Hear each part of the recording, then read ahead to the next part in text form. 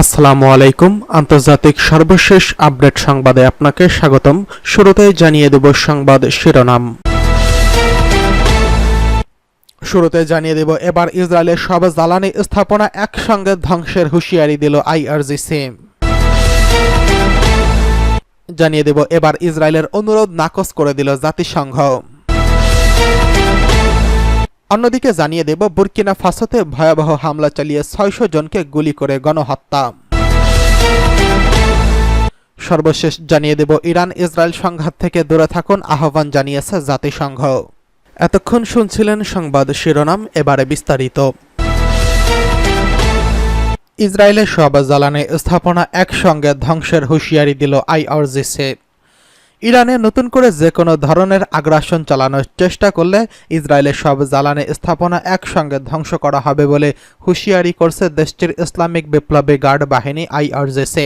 লেবাননের আল মায়াদিন টিভি চ্যানেলকে দেওয়া এক সাক্ষাৎকারে এই হুঁশিয়ারি দেন আইআরজিসির deputy commander major general Ali Fadavi. তিনি বলেন, ইরানে হামলা চালালে নিজের অস্তিত্বকে ঝুঁকির মুখে ফেলবে ইসরায়েল। তিনি আরও বলেন, দখলদার সরকার যদি কোনো ভুল করে তবে আমরা এটি জ্বালানির সকল উৎস, সবগুলো বিদ্যুৎ উপকেন্দ্র, উৎপাদন কেন্দ্র এবং সব তেল শোধনাগার, গ্যাস ক্ষেত্রগুলোতে একযোগে হামলা চালাব। ফিলিস্তিন ও লেবাননে ইহুদিবাদী সেনাদের ভয়ঙ্কর সব অপরাধের শাস্তি দিতে মঙ্গলবার রাতে ইরান ইসরায়েলের সামরিক স্থাপনাগুলোতে বড় ধরনের ক্ষেপণাস্ত্র হামলা চালানোর পর তেল আবিব ইরানের তেল ক্ষেত্রগুলোতে হামলা চালানোর হুমকি দেয়। ওই হুমকির প্রেক্ষাপটে জেনারেল ফাদাভি পাল্টা হুঁশিয়ারি দেন। তিনি বলেন, ইরান একটি বিশাল দেশ যার রয়েছে বহুমুখী অর্থনৈতিক কেন্দ্র, অথচ ইসরায়েলের মাত্র ৩টি বিদ্যুৎ উৎপাদন কেন্দ্র এবং কয়েকটি শোধনাগার রয়েছে। জেনারেল ফাদাভি বলেন, ওইসব কেন্দ্রে একযোগে হামলা চালানোর সক্ষমতা আমাদের রয়েছে। এদিকে ইরানের সেনাবাহিনীর commander major general Abdur Rahim Musavi ৪ October আল মায়াদিনকে বলেছেন, ইহুদিবাদী ইসরায়েল যদি কাঁচা কোনো কাজ করে তাহলে তাদের ভয়ানক ও ধ্বংসাত্মক জবাব দেওয়া হবে। তিনি বলেন, আমরা অতীতে ধৈর্যের চরম পরাকাষ্ঠা প্রদর্শন করেছি, কিন্তু এখন আর আমরা উপযুক্ত সময় নিখুঁত ও ধ্বংসাত্মক জবাব দেওয়ার প্রস্তুতি নিয়েছি। জেনারেল মুসাভি বলেন, ইসরায়েল যে কোনো পর্যায়ে যতখানি আগ্রাসন চালাবে তেহরান তার চেয়ে শক্তিশালী জবাব দেবে। এদিকে ইসরায়েলের অনুরোধ এবার নাকচ করে দিল জাতিসংঘ। লেবাননের সীমান্তে ব্লু লাইন থেকে কিছু শান্তিরক্ষী সরিয়ে নিতে ইসরায়েলি অনুরোধ নাকচ করে দিয়েছে জাতিসংঘ। জাতিসংঘের শান্তিরক্ষা mission United Nations Interim Force in Lebanon Israeli সামরিক বাহিনীর সীমান্ত থেকে শান্তিরক্ষীদের সরিয়ে নিতে অনুরোধ পেয়েছে বলে জানিয়েছে জাতিসংঘের শান্তিরক্ষা কার্যক্রম বিষয়ক সেক্রেটারি জেনারেল জা পিয়েরে লাক্রোয়ার বরাত দিয়ে সংবাদ মাধ্যম প্রতিবেদনটিতে বলা হয়, জাতিসংঘ আগে থেকেই লেবাননের লক্ষ্যবস্তুতে ইসরায়েলের স্থল অভিযান চালানোর সম্ভাবনা অনুমেয় করছিল, তাই এই প্রস্তাব প্রত্যাখ্যান করে তারা। ব্লু লাইন হল জাতিসংঘের বেঁধে দেওয়া একটি লাইন যা লেবাননকে ইসরায়েল ও ইসরায়েলের ভূখণ্ড ও অধিকৃত গোলান মালভূমি থেকে পৃথক করছে। ২০০০ সালের দক্ষিণ লেবানন থেকে চলে যাওয়া ইসরায়েলি বাহিনী ব্লু লাইনের অপর পাশে অবস্থান নেয়। যে কোনো পক্ষ থেকে অনুমোদনবিহীনভাবে স্থল ও আকাশপথে ব্লু লাইন পার হলে তাকে নিরাপত্তা পরিষদের ১৭০১ নং প্রস্তাবের লঙ্ঘন বলে ধরা হয়। দুই রাষ্ট্রকে বিভক্তকারী ব্লু লাইন বরাবর পরিস্থিতি পর্যবেক্ষণের জন্য বেশ কয়েকটি দেশের সেনাবাহিনী এবং জাতিসংঘের শান্তিরক্ষীদের আনা হয়েছিল। ইসরায়েলে দক্ষিণ লেবাননের আক্রমণ করার পর ১৯৭৮ সালে ইসরায়েলের সঙ্গে থাকা দেশটির দক্ষিণাঞ্চলীয় সীমান্তে জাতিসংঘের শান্তিরক্ষীদের মোতায়েন করা হয়। এই শান্তিরক্ষী বাহিনীটি UN Interim Force in Lebanon বা ইউনাইটেড আইএফএল নামে পরিচিত। প্রতি বছর জাতিসংঘ ১৫ সদস্যের নিরাপত্তা পরিষদ বাহিনীর দায়িত্ব পুনর্নির্ধারণ করে দেয়। ২০০৬ সালে ইসরায়েলের সঙ্গে লেবাননের হিজবুল্লাহ বাহিনীর মাসব্যাপী যুদ্ধের পর নিরাপত্তা পরিষদ ১৭০১ নং প্রস্তাব গ্রহণ করার মধ্য দিয়ে ইউএনআইএফআরএল দায়িত্ব বিস্তৃত করে।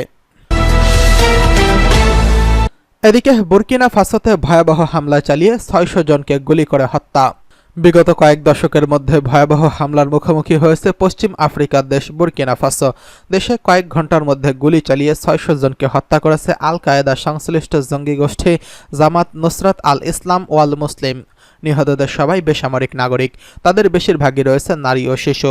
শুক্রবার এক প্রতিবেদনে এই গণহত্যার তথ্য জানিয়ে মার্কিন সংবাদ মাধ্যম CNN প্রতিবেদনে বলেছে, গত আগস্টে বুর্কিনা ফাসোর বার্সাঘোলা শহরের আল কায়েদা সংশ্লিষ্ট জঙ্গি গোষ্ঠী জামায়াত নুসরাত আল ইসলাম ওয়াল মুসলিম এই হত্যাকাণ্ড চালিয়েছে।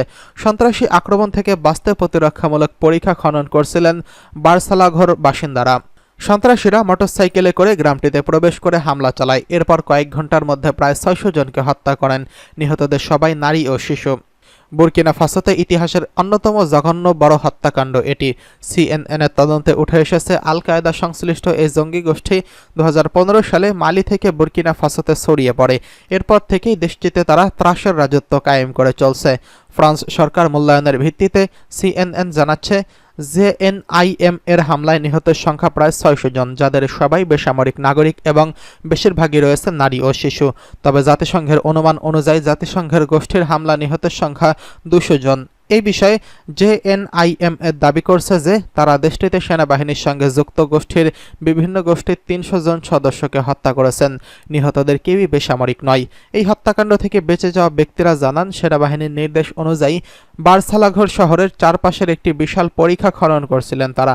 সে সময় JNIM এর বন্দুকধারীরা হামলা চালিয়েছেন। বেঁচে যাওয়া এক ব্যক্তি CNN-কে বলেন, ঘটনার দিন শহরের বাইরে 4 কিলোমিটার দূরে একটি পরিখা খননের কাজ করছিলেন তিনি। এই পরিখা খনন করাচ্ছিল সেনাবাহিনী। প্রায় বেলা 11টার দিকে প্রথম গুলির শব্দ শুনতে পান তিনি বলেন, পালানোর জন্য হামাগুড়ি দিয়ে পরীক্ষায় যাওয়ার চেষ্টা করলে দেখতে পাই হামলাকারীরা পরীক্ষাটি অনুসরণ করছেন। পরে হামাগুড়ি দিয়ে পরীক্ষা থেকে বের হয়ে একটি ঝোপের নিচে বিকেল পর্যন্ত লুকিয়েছিলাম। তিনি আরও বলেন, পরীক্ষার মধ্যে যেটুকু পথ আমি পাড়ি দিয়েছি পুরোটাই পথ ছিল রক্তাক্ত, সবাই চিৎকার করছিল। হামলায় পরিবারের 2 সদস্যকে হারিয়েছেন এমন একজন CNN-কে বলেন, হামলাকারীরা সারাদিন মানুষ হত্যা করেছেন। 3 দিন ধরে আমরা মরদেহ উদ্ধার করছিলাম, চারিদিকে মরদেহ ছড়িয়ে ছিটিয়ে ছিল। আমাদের অন্তরে ভয় ঢুকে গেল। দাফনের সময় মাটিতে এত মরদেহ পড়েছিল যে এই কাজটা করা কঠিন ছিল। উল্লেখ্য, বিশ্বের দরিদ্রতম দেশগুলোর একটি হলো বুর্কিনা ফাসো।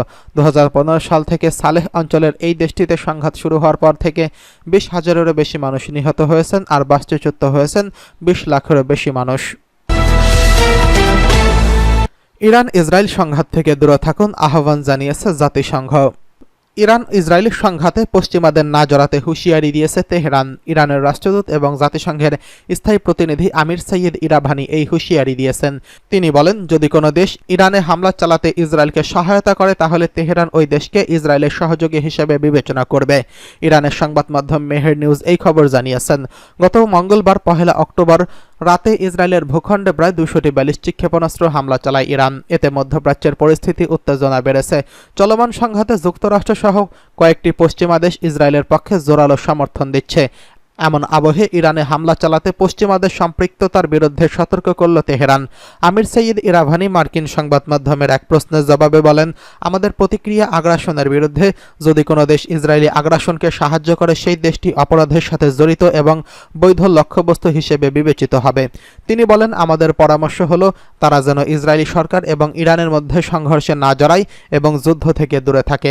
ইরানের Islamic revolutionary guards corps IRGC মঙ্গলবার রাতে সামরিক অভিযানের অংশ হিসেবে তেল আবিবের বিভিন্ন লক্ষ্যবস্তুতে শত শত ক্ষেপণাস্ত্র নিক্ষেপ করেছে, যার নাম দেওয়া হয় অপারেশন ট্রু প্রমিস 2।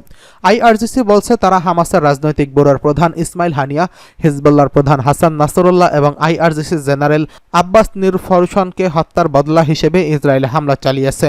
IRGC বলছে এই অভিযানে জাতিসংঘের সনদ অনুসারে দেশটির বৈধ আত্মরক্ষার অধিকারের সাথে সঙ্গতিপূর্ণ। লেবানন ও গাজার বিরুদ্ধে জনগণের বিরুদ্ধে মার্কিন যুক্তরাষ্ট্রের সমর্থনে ইসরায়েলের ক্রমবর্ধমান অপরাধের প্রতিক্রিয়া।